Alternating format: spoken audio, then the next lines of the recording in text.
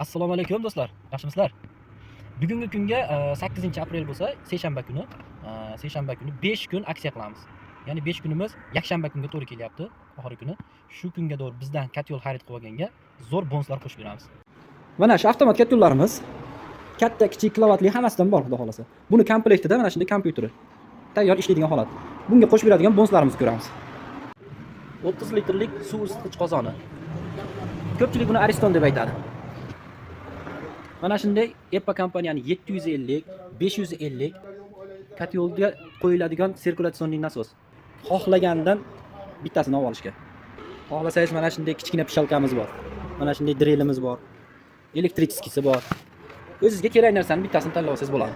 Suv nasoslarimizda Shinjeni ham bor. Buni ham xohlasangiz mana 370, xohlasangiz 1100 vattligi bor. 500 wattlik yoki 2000 wattlik stabilizatorni ham olishingiz mumkin.